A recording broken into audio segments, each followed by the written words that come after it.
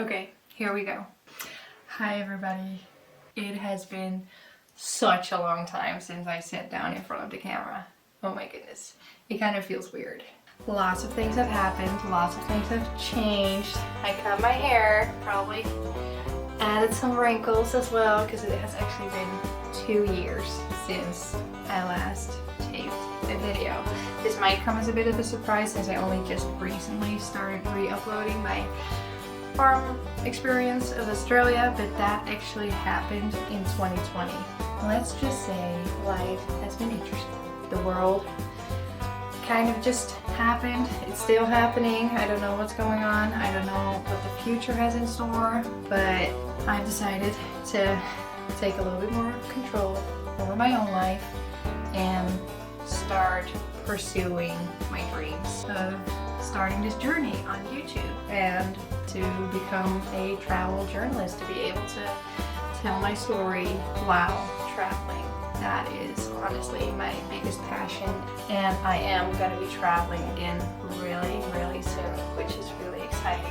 And now that I finally do have the time to start editing again, it just didn't feel right to not finish that series. I don't know, they're just special memories for me and I wanted to share them with you. And I started all this when I was still at the farm. It just didn't feel right to leave that unfinished. So I did. I'm so sorry. Last week was the last video of my Australia series. There will be 2 more videos, well, 1 more after this one, but they will be a little bit more informative, as you could have already read in the title, because I can't tell you how many people have asked me, how do you get a farm job in Australia? Actually, I can tell you, the answer is 0, but I still thought it would be informative to tell you how you get a farm job. Honestly, you can find a job just like you would back home by using websites like Indeed or Seek. There are also apps, so that's easy. And there's another app that's called 88 Days of Work or Farm Work, something like that, that has a lot of farm jobs. And Seek and Indeed, you can like filter just the farm jobs.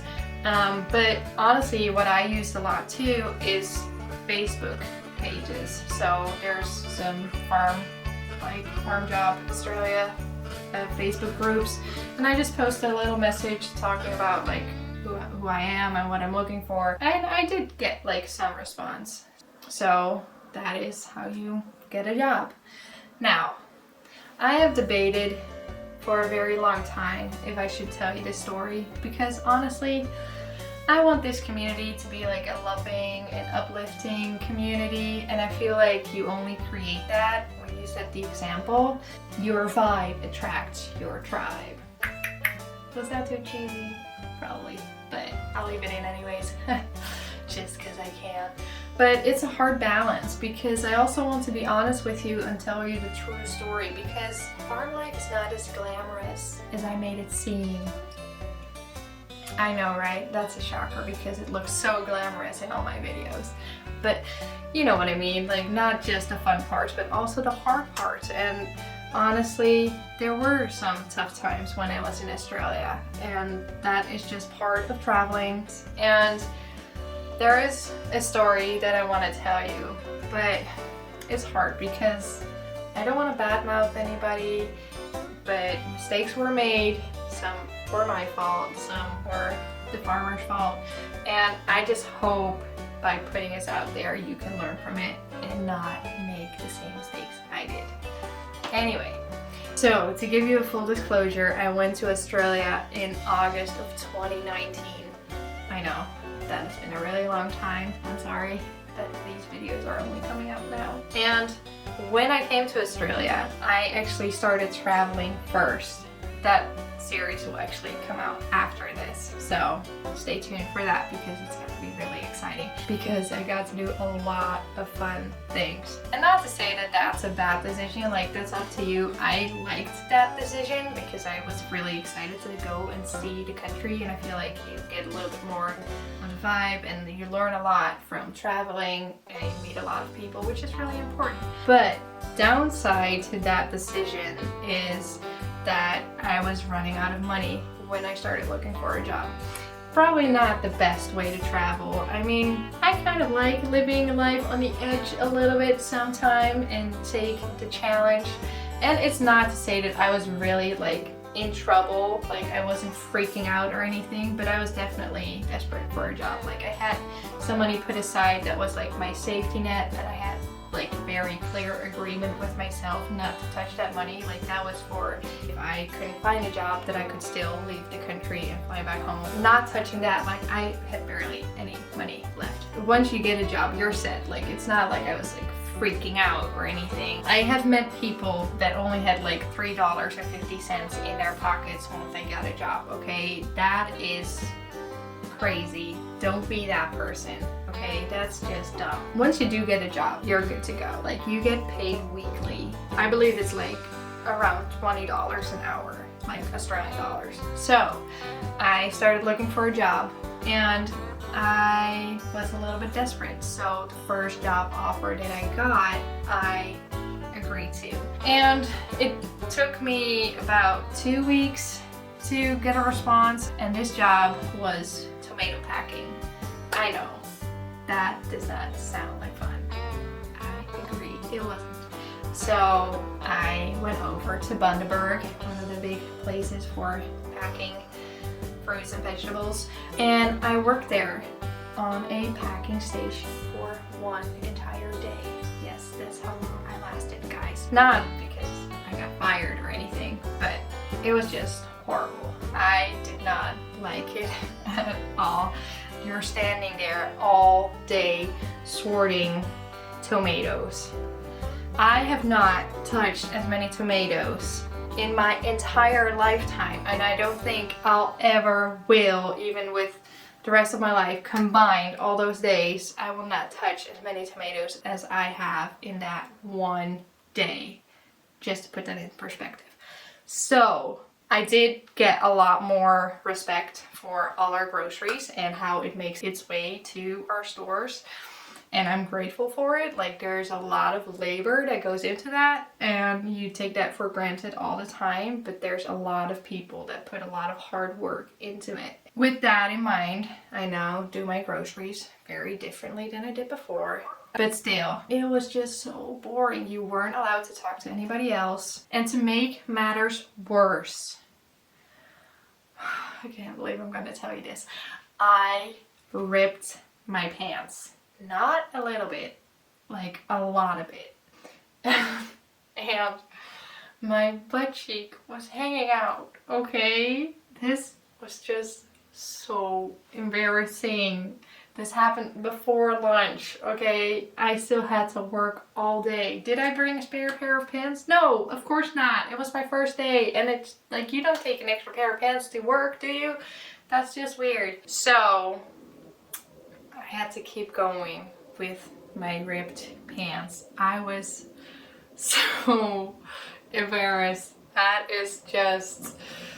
was a low day for me, okay? And the overseer just kept making fun of me. I felt so sorry for myself, and she kept spanking my butt, okay?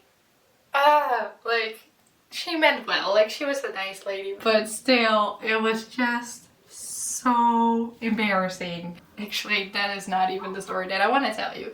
So let's get into that, because luckily after that one day I got another job offer at a cattle farm. I was so excited, so I went there. This was a town in the middle of nowhere. It took me 3 days to get there, mainly because the bus only goes to that town 3 times a week. So once I finally got into town, they picked me up at the bus station and drove me to the farm. And it started out so well. Like, I was really excited. They showed me around the property. This was during the bushfire times. If you remember that, at the end of 2019, there weren't fires anywhere near them, but still, like, sometimes the air would be a little bit smoky.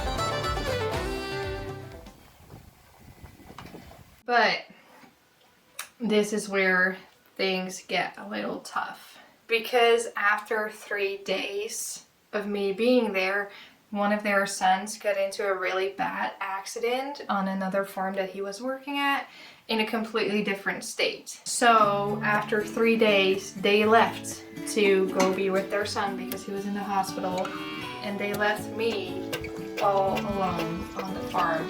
That is a lot of responsibility to put on a person with barely any experience like I did. There I was working like crazy to keep that farm running, and to make matters even worse than they already were, some of the calves started coughing a lot, and I noticed this, and I talked to the farmers about that because we did like have some like contact. It wasn't a lot, like it was a lot less than it should have been, but I asked them about it and they weren't too concerned yet. After a couple of days, one of their other sons came to see how like everything was going on the farm, and he noticed it as well, so he made the vet come because at that point one of the calves was doing very poorly. So the vet came and she explained that it was because of like the drought, because there was so much smoke and dust in the air, it was affecting their lungs. So we needed to give them medicine for that, so I needed to give them like needles with medicine, and the one calf that was doing really poorly, I had to tube him. So that's where you put like a tube down their throat into their stomach to feed it, to keep it alive because he wasn't drinking. And that is another like big load of responsibility because I had never done that before, and if you put it down the wrong tube and you actually like pour it into their lungs, like that's it, like the calf's like dead. And unfortunately, even though I was trying so hard, this calf did not make it. It was already too far gone, and at that point like the other son had already left him, so I was there all by myself. It was just a lot. Like you're waking up like at the crack of dawn to feed these calves, staying up all day all by yourself in the middle of nowhere on this farm, and I was just waiting on the fields all day, and like their farm was pretty run down. Like some of the fences were half broken, so some of the cattle were just through the fences, and food was starting to run really low. Like they didn't leave me anything. I was just kind of there trying to make ends meet with what they had right there. And like after dinner I would go back out, feed the calves again, water their plants, and then I would just crash and do the same thing all over again the next day. And I was starting to get really lonely, really burned out. Okay, so here we are at the calves. We're gonna collect them all to put them in the tunnel or the race. Now, one of them is bottle fed. Let me know if you can tell which one it is.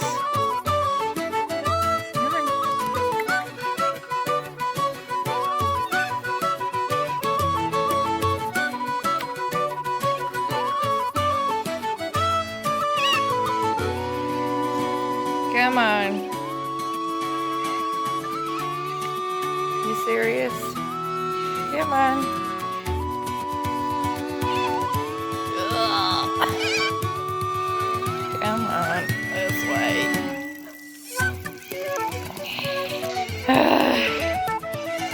Alright, let's do the others first. Now usually cows will move out of the way for you. Makes life a lot easier. There we go. But that one doesn't care. She is too used to people. Look at this. Come on. So you literally have to push it in the right direction. Yep. Come on. Nope, that's the wrong way. That's like, you're almost there. There we go. Close this. And now we're gonna collect the mamas. Some of them are already ready to get milked by some cute little calves. Come on in, ladies. And the dog is helping me out a bit. Thank you. Alright, let's go get the others.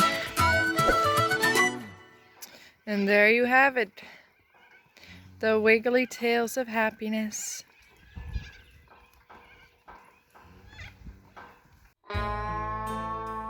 We did not sign a contract. Like, we had a contract sort of, but like, they're farmers. They don't take paperwork too seriously. Like, especially, like, I didn't want to ask them like after they left because I didn't want to bother them by asking. Like, so that was dumb. Don't do that. Make sure that you sign your contracts and make sure that they keep up their end of the deal. But once they came back, they were very unpleased with how I left things. They felt like that I hadn't done enough. Why hadn't I fixed the fences? Why were the cattle mixed up? Why did I not weed more? And they started yelling at me, like full on yelling at me. Like, I was shivering and shaking after that. I'm crying. Like, here I was, like, hoping that they would be grateful for me sticking around and making sure that all the animals were taken care of and just working really, really hard, like trying my absolute best with the little experience that I had. But they were just not pleased. It was just not working out. I was stressed and burned out, and they thought I was making it up and I had too much of a city mindset, working a 9 to 5 instead of like a farmer's mindset. And that is just very tough when you've worked so hard. After that week, I left and I did not get paid. Like, I was too scared to ask them after they had yelled. And luckily, like, I found somebody in that town that I could stay with for a little bit to like figure everything out. Luckily, like, they did come and see me once more to just give me an envelope with some cash, like, so I basically worked there like black money, but they only paid me 2 weeks wage and I worked there for 3 weeks. Like, at that point I was already so relieved that I even got anything, that I didn't make a big deal out of it, but still, that just isn't right. That whole situation just wasn't fair and it destroyed me. Like, I needed a few weeks to recover after that before I started feeling like myself again. Even just such a short amount of time, like it was only 3 weeks, but still it was so intense that it just had taken a really big toll on me. It's hard to be mad at them because of the circumstances that they were in. I know that they had a lot of stress and a lot of things on their mind, but still, like, how they treated me just wasn't right. So please, when you're looking for a job, make sure, for starters, that you're not desperate for a job so you can make smart decisions and also decline job offers that you just don't feel comfortable with. Yeah, that's probably the biggest thing. Don't take a job that you don't feel comfortable with, especially when it's in the middle of nowhere and you're relying on public transportation. You're just putting yourself in a very vulnerable position. And there is some job offers that are just like out in the middle of nowhere, and especially as a woman, like, be smart about it, because farmers living out in the middle of nowhere, they do tend to get lonely, and that just results in some poor decision making sometimes. So please, please, please be smart about that. It's better to be safe than sorry. If you have a car and you're driving there by yourself, it's a little bit easier to just leave. Things don't work out. Luckily though, I did find a good farm to work for. And that's the farm that I made this whole series about. And that was just such a fun experience. And yes, it was interesting at times because of the lockdown and because I was there in March of 2020 when everybody was freaking out. We isolated on the farm, so I was there all by myself. Like, that's hard too. And it wasn't just all fun and games and me just playing Scrabble all by myself. It was tough. Still, like, yes, I had fun, and yes, it was an amazing experience. There are so many memories that I made there that I will never forget in my lifetime. And that is how working on a farm is supposed to be. Because don't we all want that McLeod's Daughters experience? Am I right? You work hard, you earn your money, and try to have fun in the meantime. That's my advice. Be smart, work hard, have fun, and love always. And don't forget to adventure often. Bye, guys. Alrighty, you guys better get ready, cause I'm gonna free the beast. Yep, she's a mean one. Here we go. Here she comes, you better run! Okay, you just want food? Never mind then.